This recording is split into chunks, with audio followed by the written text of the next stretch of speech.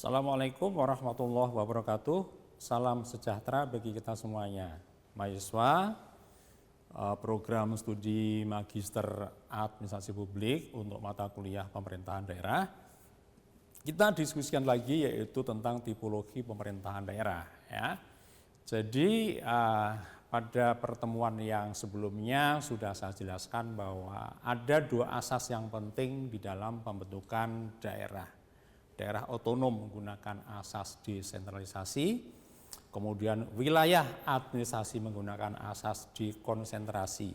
Begitu juga untuk instansi vertikal, itu juga menggunakan asas dekonsentrasi. Nah, oleh karena itu di daerah itu nanti ada tiga jenis itu, ada tiga jenis pemerintahan.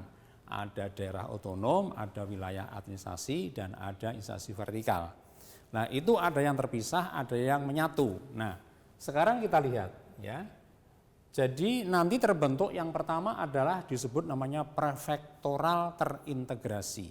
Nah, yang dimaksud dengan prefektoral terintegrasi itu ketika daerah otonom itu wilayahnya menyatu, batas-batas geografisnya itu menyatu, ya. Seperti sekarang ini menyatu ya. Jadi provinsi itu sebagai daerah otonom sekaligus sebagai wilayah administrasi. Kabupaten juga sama. Kabupaten, kota itu sebagai daerah otonom sekaligus juga sebagai wilayah administrasi ya. Nah, itu namanya menyatu ya. Kalau yang kedua adalah prefektoral tak terintegrasi.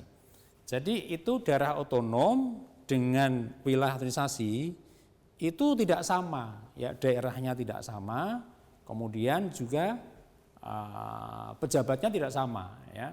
Contohnya di Perancis itu ya ada daerah otonom namanya departemen ya, ada wilayah administrasi namanya adalah arrondissement. Nah, itu enggak sama ya. Jadi pejabatnya beda, wilayahnya juga beda.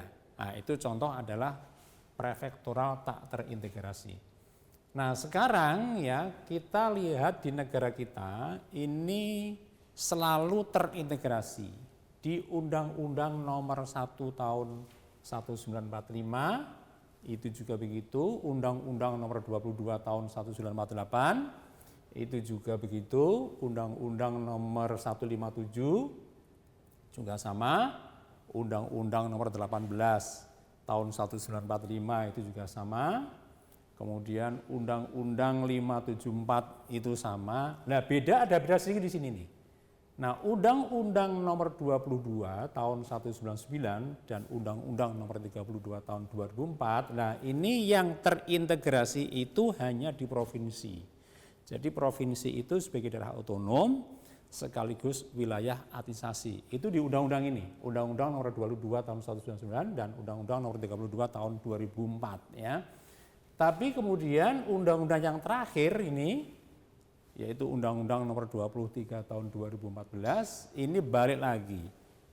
Jadi provinsi itu sebagai daerah otonom juga sekaligus sebagai wilayah administrasi. Begitu juga kabupaten kota itu juga sebagai daerah otonom sekaligus wilayah administrasi.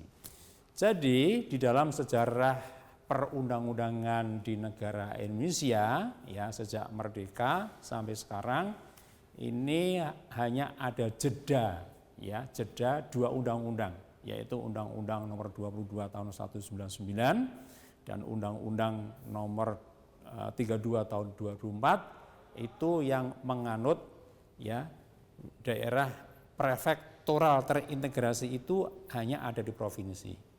Tapi sekarang balik lagi, baik provinsi maupun kabupaten kota itu mengikuti prefektoral terintegrasi.